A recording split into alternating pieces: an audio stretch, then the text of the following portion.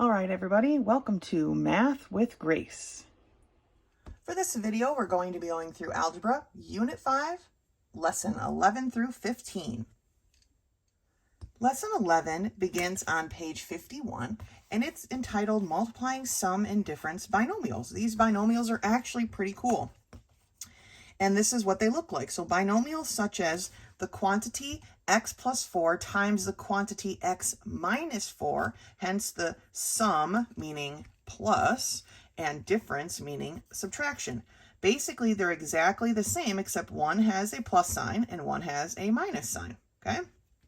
These are known as sum and difference binomials. Now, they go through a whole spiel here about how they work, where basically, when we do the FOIL method, the middle term, which comes up as a negative 4x and then a positive 4x, cancel each other out. So really what you end up getting is this type of answer here. So the easiest way to do these sum and difference binomials is you square the first term and you square the last term. Put a minus sign in between them, and there's your answer, okay? So the answer is just the product of the first terms and the product of the last terms. So it's x times x, which is x squared, and 7 times negative 7, which is negative 49. Boom. Sum and difference binomials are great because they're quick and easy. Let's turn the page. Looking at example 2 at the top of page 52, we have the quantity x plus y times the quantity x minus y. Still a sum and difference binomial, okay? The only thing that's different about these two things is one is positive, one is negative. So we take x times x, which is x squared, and y times negative y, which is negative y squared. Done, okay? Looking at this one, it's a little bit more complicated, but it's still a sum and difference binomial. We have the quantity 5x squared y plus 8 times the quantity 5x squared y minus 8. So we take 5x squared y times 5x squared y. 5 times 5 is 25.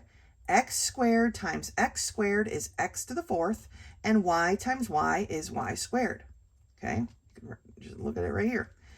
Then 8 times negative 8 is a negative 64. Boom. Complete. So let's do some of these together. The first, number 1, the quantity x plus y times the quantity x minus y. We take x times x, which is x squared. We take 9 times negative 9, which is a negative 81. Done. That's it. That's our answer. Sum and difference binomials are my favorite because they are super easy. Okay. Number 2, the quantity x minus 10 times the quantity x plus 10. Now, it doesn't matter that this one's negative this time and that one doesn't matter. X times x is x squared. Negative 10 times 10 is negative 100. Okay? Boom. Done. Number 3, the quantity r plus s times the quantity r minus s. R times r is r squared. S times negative s is negative s squared, okay? The answers for these will always have a negative in between. Always, always, always, always, always, okay? Number 4, the quantity the quantity negative x plus 3 times the quantity negative x minus 3. Okay, same thing. Negative x times negative x is x squared, right? Negative times negative is positive. X times x is x squared. 3 times negative 3 is a negative 9. Done. Number 5, the quantity 2m minus 1 times the quantity 2m plus 1. 2m times 2m, so you take the 2 times the 2, which is 4. M times m is m squared. Negative 1 times a positive 1 gives me a negative 1. Done. Okay. Last one, number 6. The quantity 6d plus 2 times the quantity 6d minus 2. 6d times 6d, which I wish they would have used a different word, or a different letter. 6 times 6 is 36. D times d is d squared. 2 times negative 2 is a negative 4. Done. Okay, that's it. That's all we have to do for these sum and difference binomials. And that's lesson 11. Great job. Lesson 12 begins on page 55, and it's entitled Writing the Equation of a Graph. And what they mean is by looking at the picture. So it says it's possible to write the linear equation shown by a line graphed on a coordinate plane. First, we determine the slope of the line using the slope formula, right? Then we identify the y-intercept, and then we use the values to create a linear equation in the slope-intercept form, which is y equals mx plus b. So looking at example 1 here, we see that if we're going from left to right, we're walking downhill, so we know that this is a negative slope, and we go down 3 to get on level with this next point. And so that's the top part, right? And then we go to the right 2 points. That's this part. So our slope becomes -3/2. Remember, we leave it in that form. We don't have to change those. Remember that the y-intercept is the point where it crosses the y-axis. And that point is at 0, 1. So really, the 1 is what we're concerned with. So to put it in this form, we write y equals m is our slope, so -3/2. The x and the y just stay in the formula. Y equals mx plus b. The x and the y don't change. And then we put plus and that 1 from our y-intercept, okay? If we are intercepting the y-axis above the x-axis, it will always be positive. If we intercept below, it will always be negative, all right? Continuing on here, we see that to remind us that horizontal lines have 0 slope, but the linear equation they show can be written. Okay, if we have a horizontal line, remember it's always going to be y equals something, okay? When we have a horizontal line, it's always going to be y equals something, and that something is where it crosses the y-axis. In this case, it crosses the y-axis at -2. Therefore, our equation for this line is y equals -2. Now, they don't give us an example, but if we had a line going like this, a vertical line, this vertical line is always going to be x equals something. Now, it is that because it doesn't cross the y-axis. Now, it could if it was directly upon it, right? But it's going straight up and down. So it's always x equals something because it crosses the x-axis right here, for where I drew it, is at x equals 2. Okay? It crosses the x-axis for every point, for every y value. When y is 1, x is 2. When y is 4, x is 2. When y is -4, x is 2. The line is x equals 2. Okay? All right, let's turn the page and look at some of these. All right, we're looking at the problems at the top of page 56. Number 1 gives us this line, okay? Perfect. When we're walking from left to right, we're walking uphill, so we know that this is a positive slope. So what is our slope equal to? Well, m equals the rise over the run. So how far do we have to go up to get to on level with this point? We have to go up 1, 2, 3. Over the run, now that we're here, how far do we have to move to the right? We move 1, 2 points. So our slope is 3/2. What's our b, or our y-intercept? Remember, we're looking for y equals mx plus b. So what is our y-intercept? Well, we cross the y-axis right here, and that's at y equals -2. So b is our -2.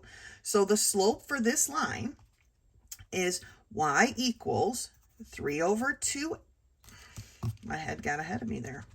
3/2x, you just set the x next to it, minus 2. Okay, that's it. That is the slope of this line, okay? Or not the slope, the equation of that line. So let's look at number 2. When I walk from left to right, I'm going uphill, very steep hill, but I'm still going uphill. So I know that my slope, and I'm going to write it right here, I guess, my slope is going to be fairly steep, right? So how far do I need to move up to get on level with this point? I need to go 1, 2, 3, 4, 5 up. And how far then, once I'm here, do I need to go over to the right to get to our point? Is 1, 2 spots. So my slope is 5/2. And what is my b? Where do I intercept the y-axis? Well, if you look right here, I intercept right here at positive 1, 2, 3. So my b equals 3. So the equation for this line is y equals 5/2x plus 3. Let's do number 3. Number 3, when we start from left to right, we can see that we're walking downhill, so our slope is going to be negative. Let's see, how far down do we have to go to get on level with that point there? We have to start here and we go down 1, 2, 3, 4 points. And I'm just going to go ahead and put the negative sign there. Once we get down to here, how far over to the right do we have to go? It's only 1. So because our slope is equal to -4/1, we can simply say that our slope is equal to -4. We don't have to leave it in this improper fraction here if there's a 1 in the denominator. When there's any other number in the denominator, we leave it as an improper fraction. But when there's a 1, we can simply make it the number, because any number over 1 is simply that number. Now, what is our b equal to? Remember, our b is our y-intercept. Where does it cross this y-axis? And it crosses right here at y equals -1. So the equation for this line is y equals -4x minus 1. Okay, let's look at number 4. Going from left to right, I'm walking downhill, so I know my slope is going to be a negative number. Here's the first point that they gave us. How far down do we have to go to get on level with this point? Well, we go down 1, 2 points. Okay, how far over to the right do we have to go? We go 1 point over. So again, we have a number over 1, so our slope becomes -2. Okay, we reduce it. Just like if it was a 2/4, we could reduce that. Or a 6/3, we can reduce that, right? That's all we're doing here. And then what is our y-intercept, or our b? Well, right here is where we cross the y-axis, and that's at y positive 1. So the equation for this line is y equals -2x plus 1. Okay, number 5. My slope, going from left to right, I'm walking downhill. Again, my slope is negative. How far down do I have to go to get on level with the next point? Well, in this case, it was only 1 block. Once I'm there, how far to the right do I have to move? 2 blocks. So my slope is a -1/2. What about my y-intercept, my b point? Well, it crosses the y-axis right here, which when we start at the origin point is -2. So my equation for this line is y equals -1/2x minus 2. All right, last one, number 6. Here we have a horizontal line, right? Perfectly horizontal. When I walk across here, I'm not going up or down. I have 0 slope, okay? And when I have a 0 slope, I know I'm going to have y equals something, and that something is where it crosses the y-axis. So starting at the origin, we count up 1, 2, 3. That's where it crosses. Y equals 3 is the equation for that line, okay? So first step for all of these, figure out what your slope is, whether it's positive, negative, and what is the steps, the rise over the run.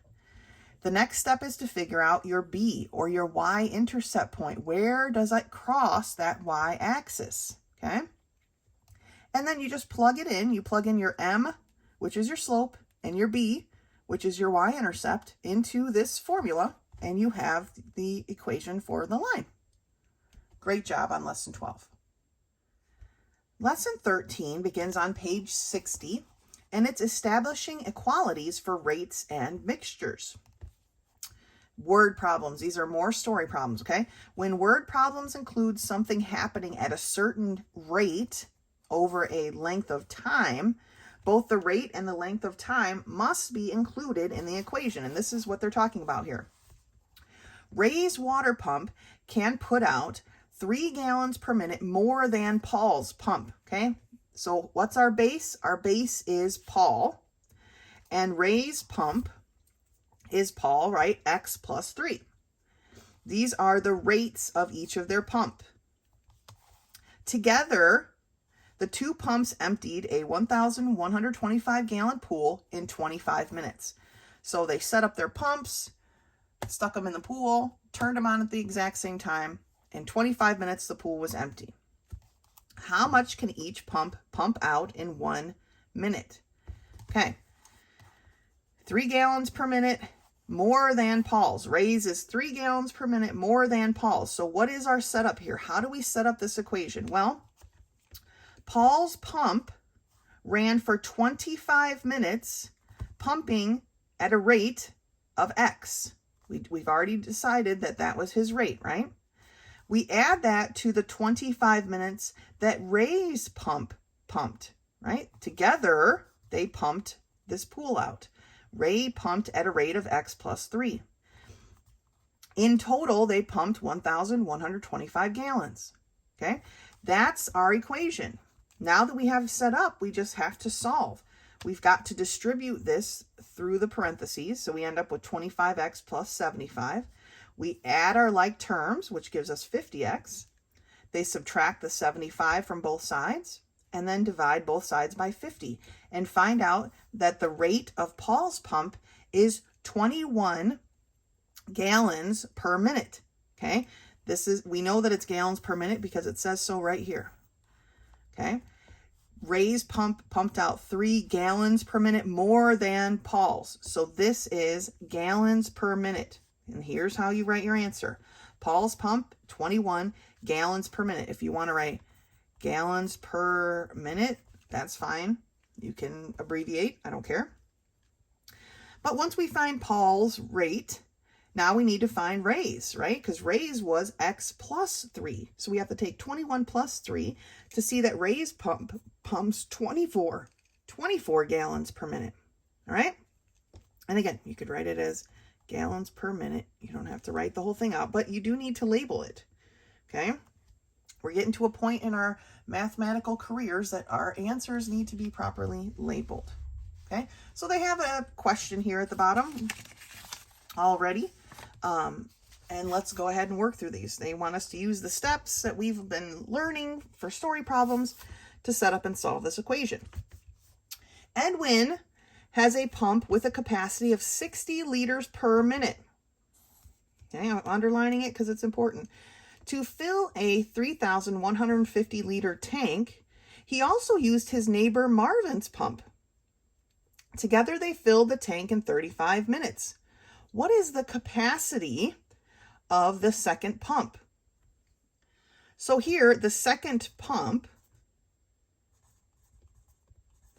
is our X, and it's the only thing that we don't know, right? We know the rate of Edwin's pump, and we know how long it took him to pump, right? So here's our setup. We're going to start with Edwin.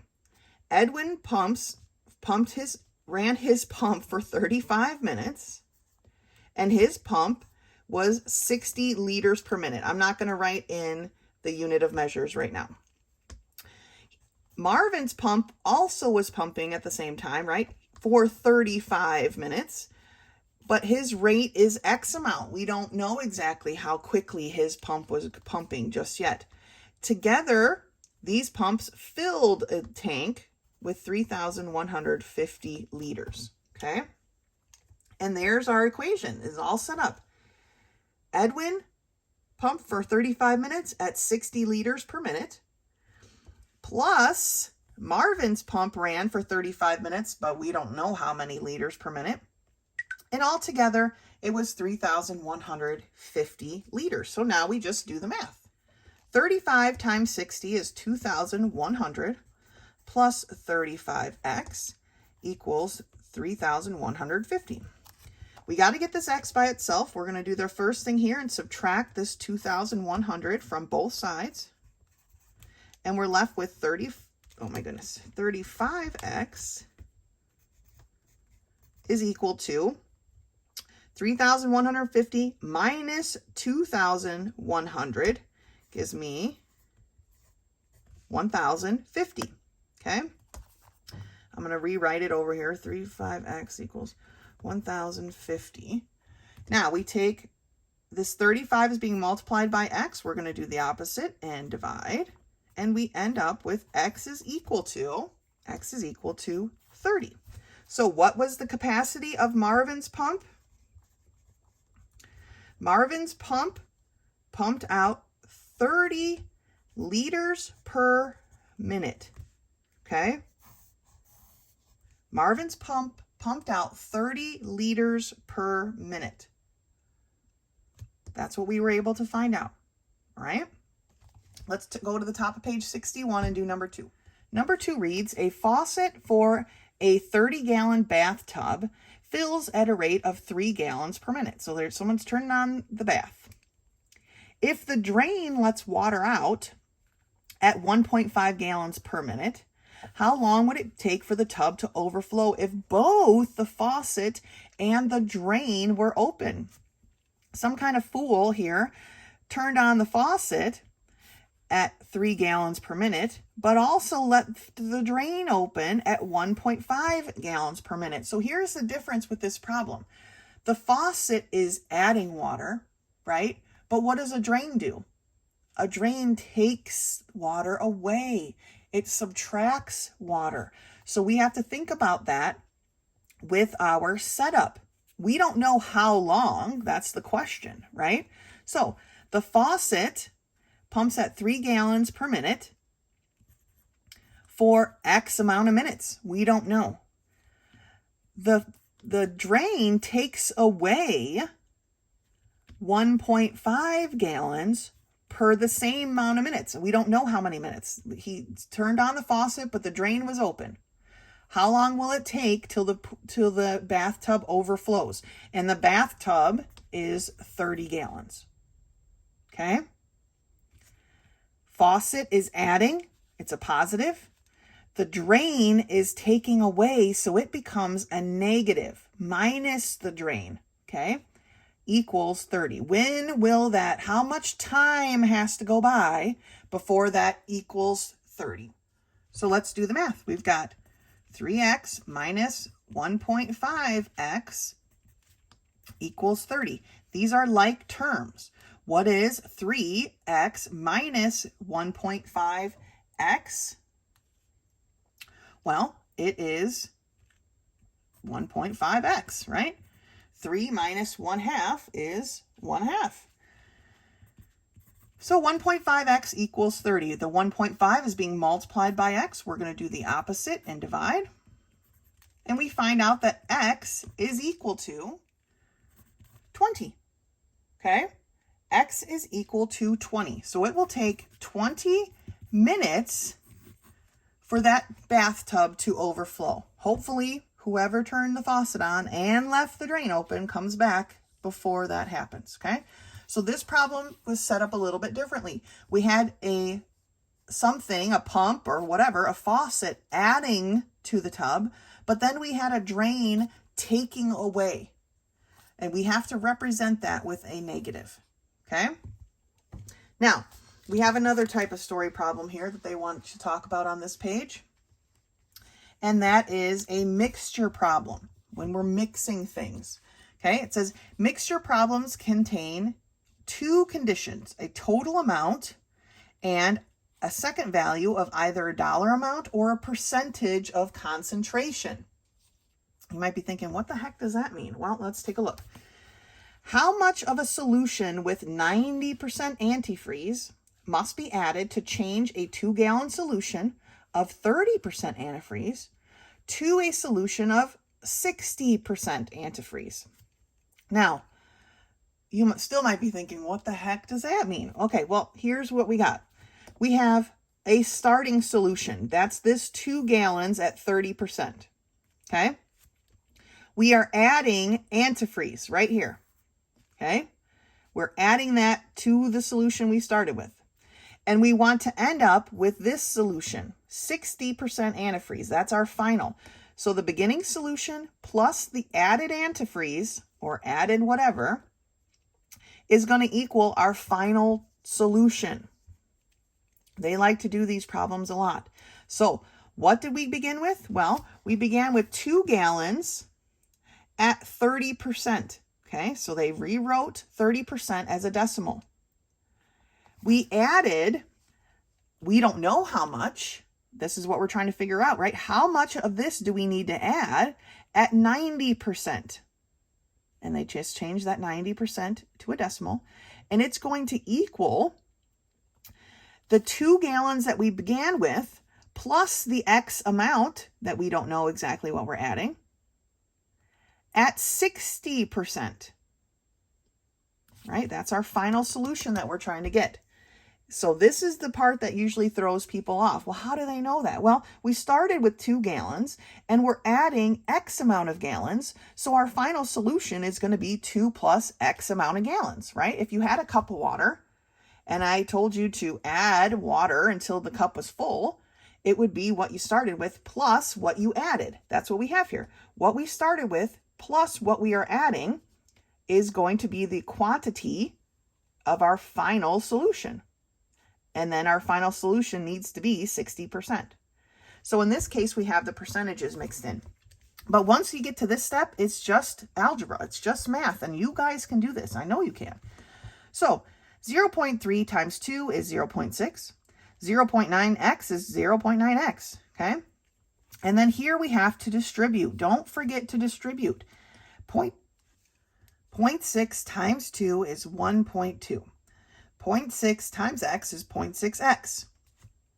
Now we need to combine our like terms, okay? They did it all in one step. It's okay if you're not ready for that. You can do it 1 point at a time. The 0.6 is less than this 0.9, right? So we're going to subtract the 0.6 from both sides and end up with 0.3x. Then to get this x by itself, they subtracted this 0.6 from both sides. And 1.2 minus 0.6 is 0.6. So we end up with 0.3x equals 0.6. X is being multiplied by 0.3, so we do the opposite and divide. And we come down to x equals 2. So the solution is how much of this 90% antifreeze must be added. 2 gallons of the 90% antifreeze must be added to the 2 gallons of the 30% antifreeze, and then we will have 4 gallons at 60%. Okay? These problems, once you get to here, you should be okay. Sometimes getting to here is complicated. If you need my help, please let me know, and I'm happy to help you set up this so that you can solve to this on your own. All right, but let's take a look at a couple of these. So Kenneth has 8 quarts of pure antifreeze, 100%. How much water, 0% antifreeze, should he mix with it to attain a mixture with 40% antifreeze? So here's how I like to set it. You know, they write beginning antifreeze. Here's how I like to set it. We have 100% antifreeze, right? We're adding water, which is 0% antifreeze, and our total needs to be 40% antifreeze. So that's my setup that I need to go by. So how much of the 100% do I have? I have 8 quarts. So I have 8 times 100%, which is just a 1. I'm adding how much water? I don't know. X amount of water, right? But water is 0% antifreeze, so it just becomes a 0. So if you know, this part here is going to cancel out, but we'll get to that in a minute. And then how much of the 40% am I going to have? Remember, I'm going to have what I started with plus what I've added. So I'm going to have 8 plus x. And I know I'm writing this kind of backwards from this problem up here, but it's straight up. It's a bit easier for me anyway. And what is its percentage? 40%, so 0.4. So that's it. We've set up the equation, okay? We have 8 quarts at a 100% antifreeze. We have X amount of quarts at 0% antifreeze. And that's going to equal the 8 plus X at 40% antifreeze, okay? So 8 times 1 is 8, right? X times 0 is 0. And that's going to equal, make sure we distribute, even though I wrote it not usually in the order that we're used to, right? But we still need to distribute. So 0.4 times 8 is 3.2. And 0.4 times x is 0.4x. We need to get this x by itself, but first we have to start with this 3.2. So we're going to subtract 3.2 from both sides. I'm running out of room. But 8 minus 3.2 is 4.8 is going to equal 0.4 times x. I'm just going to rewrite it over here. 4.8 is equal to 0.4x. Okay, 0.4 is being multiplied by x. We're going to do the opposite and divide on both sides. And we see that x is now going to be equal to 12. So we have to add how much water? We have to add 12 quarts of water. Remember, our quarts is what we're dealing with here. We have to add 12 quarts of water. So if you mixed the 8 quarts of 100% antifreeze with 12 quarts of water, which is 0% antifreeze, you will get a 40% antifreeze mixture. Okay? One more problem on the next page. Number 4 here on the top of page 62. Simon's 16-quart radiator is filled with 12 quarts of 35% solution. How much pure antifreeze, so remember, pure is going to be 100%, should he add to increase the solution to 50%? So we have the 35% antifreeze, and we are adding 100% antifreeze and trying to get to a 50% solution. All right, so what is how much of this 35% do we have? Well, we have 12 quarts at 35%, right? 0.35. We are adding how much? I don't know, but it's at 100%, so we're adding, it's basically a 1, x times 1. Okay, we're adding x amount times 1. 100% is a 1. And we need that to equal, what's our quantity now? How many quarts are we going to have altogether? We can only have 16. That's as far as his radiator will go, unfortunately. But we're adding 12 plus x, right? That's going to be our total afterwards. If it goes over 16, we're in trouble though. 12 plus x amount. That's how much is going to be in our radiator at 50%. Okay, now we do the math. 12 times 12 times 0.35 gives us 4.2 plus x is equal to, now we need to distribute this 0.5. So 0.5 times 12 is 6. 0.5 times x is 0.5x. Okay, now we need to combine our like terms. 1x, which is what this is larger than 0.5x. So we're going to subtract 0.5x from both sides because we want to keep our variable positive, right? So we've got 4.2 plus 0.5x, right? 0.5 is a half, so 1 minus a half, is equal to 6. I'm going to rewrite it over here. 4.2 plus 0.5x equals 6. Careful if you do that, if you're transferring stuff over, make sure you transfer it correctly. trying to get this x by itself, so we're going to subtract this 4.2 from both sides. We've got 0.5x is equal to 1.8, okay? 0.5 is being multiplied by x. We're going to do the opposite and divide. And see that x is equal to 3.6 quarts. Okay, so what do we need to add? We need to add 3.6 quarts. Does it go over?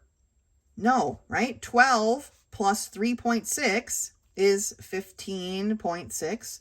So it's just under. It will fit in his radiator. So even though they gave us this 16-quart radiator, don't get confused by it and think you need to put that in here somewhere. That's just a check for us. If it goes over, then we're in trouble because his radiator won't hold all of that. But it didn't go over, so we're good. We're adding 3.6 quarts of 100% antifreeze to his radiator, and we'll achieve then a 50% ratio, right? 50% solution. So setting these up, I like to right here set up my equation. I'm taking a 35% solution, I'm adding a 100% solution, and together they need to become a 50% solution. How much of the 35? 12, and you have to times it by the percent. Plus how much of the 100? Well, we didn't know in this case, so it was an x, and 100% written as a decimal is just a 1. And that's going to equal the 12 quarts we started with plus the x amount that we added. Okay, 12 plus x at the 50%. And then we solve, all right? So, like I said, if you need help getting this part set up, please let me know. I'm happy to help. I know these problems can be confusing for some. All right, otherwise, that's lesson 13. Lesson 14 begins on page 66, and it's factoring a difference of squares. Now, in lesson 11, 511, the sum and difference binomials were multiplied, right? We just did that earlier in this video. And it resulted in a difference of squares. The difference of squares is this part, okay? Difference meaning subtraction of squares, because this is a squared number and this is a squared number. So to reverse this process, we can factor it back. If we have x squared minus 9, this is a perfect square, and this is a perfect square. We have to be able to recognize that. We can break it back apart into its factors of x plus 3 times x minus 3, okay? So looking at example 1, we have x squared minus 25. X squared is a perfect square, and 25 is a perfect square. So all we do is we set up our brackets here, one with a plus and one with a minus, and then we tear this apart. X squared is x times x, okay? 25 squared, right, is 5 times, not 25 squared, but 25 is a perfect square, and that is 5 times 5, all right? So we end up with x plus 5 times x minus 5. Sometimes, though, as we keep reading here, the first term of the binomial has a coefficient, and it still can be factored if the variable and the coefficient and the extra term, if everything here is a perfect square, then we can factor it, okay? 4 is a perfect square. The square root of 4 is 2. So we drop a 2 both spots. The square root of r squared is r. So now we have 2r, right? The square root of s squared is s. So the s goes there. So we start with our plus minus and we fill them in. Okay. Looking at the top of page 67. If the terms of the binomial to be factored are reversed, such as -4 plus y squared, all we have to do is rewrite it in the right order, the correct order. Okay. So here they've given us -49 plus y squared. Rewrite it as y squared minus 49. Tear the y apart, the y squared apart into 2 y's. We tear the 49 apart into 2 7's, and we're done. Okay, that's it. Just as simple as the different sum binomials were when we just squared, right? This time we're just pulling it apart. So let's take a look here. We have x squared minus 36. So I have a plus in the parentheses, and I know I have a minus. Tearing this x squared apart, or taking the square root of it, gives me an x here and an x here. What's the square root of 36? Well, it's 6, right? So I know I got a 6 here and a 6 here. Done. That's it, all right? Number 2, I have a y. Oh, getting a little bit too much space here. So I made this a little too close. Y minus 144. Y squared, sorry, minus 144. Tearing my y apart, my y squared apart, I get y. What about this 144? What is the square root of 144? Well, it's 12. So a 12 goes into each of those spots. So I end up with y plus 12 times y minus 12. Let's see if I can make my parentheses a little nicer this time. A squared minus 4. The square root of a squared is a. Okay, 4 is a perfect square, and that would be 2 times 2. All right, to check this, you could always just go back. A times a is a squared. 2 times negative 2 is negative 4. Just go back and check it, okay? What about number 4 here? We have 16x squared minus 1. Both of these are perfect squares, okay? 16x squared, you take the square root of that and you get 4x. 4x times 4x gives me 16x squared. And what number times 1 is going to give me 1? Well, it's 1. All right? 1 is the easiest one. 1 times 1 forever is 1. So we end up with the quantity 4x plus 1 times the quantity 4x minus 1. All right? Number 5. Plus minus. All right, x squared minus 21. What's the square root of x squared? It's just an x. What is the square root of 121? Some of these we have to start memorizing. 121 is 11 times 11. All right, that's what we need to know. What about here? What have we got going on here? Well, unfortunately, this doesn't work, okay? B times B isn't going to give me a negative B. So this one has to be rewritten, and it's going to be rewritten as 49 minus B squared, okay? Remember, we want the minus in the middle. Now that we have it written in the correct order, let's factor it. Let's break it apart, okay? What is the square root of 49? What two numbers multiplied by each other give us 49? Well, it's 7 and 7, right? And we know that b times b gives me a b squared. So let's check it since we had to manipulate this one a little bit. 7 times 7 is 49. B times a negative b is a negative b squared. So we're good. Good job. Number 7, x squared plus 81. Okay. X squared plus 81 is not a difference of squares because of this plus sign, right? This is not a difference of squares, and therefore it cannot be factored. Okay, this is not factorable. This is a plus. They're going to try to trick you.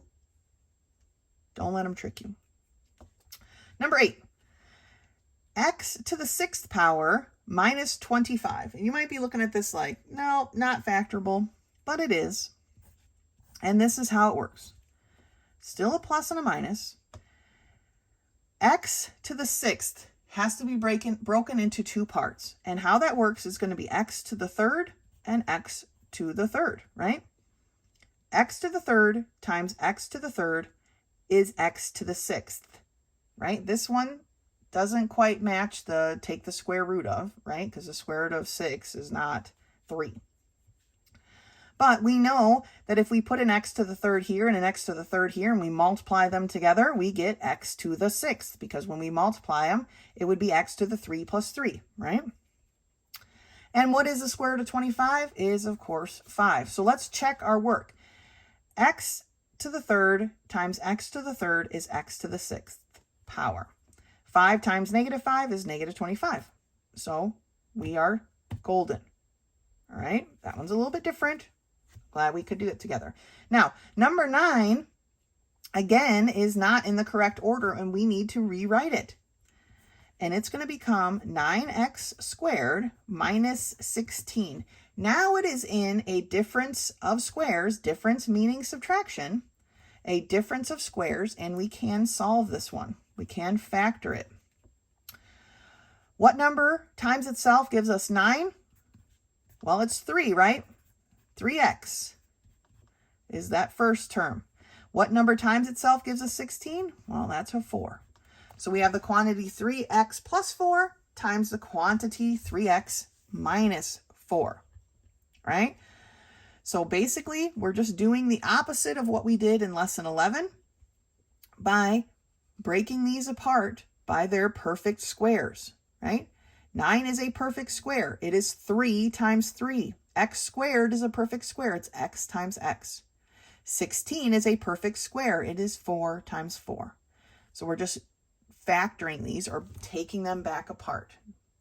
Lesson 11, we multiply them.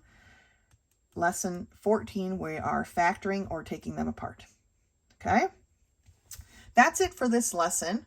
And that is it for this semester. I hope you guys have a great holiday. Enjoy all the time that you can with your family and friends. If questions come up while you're finishing your work, please don't hesitate to contact me. Otherwise, until next semester.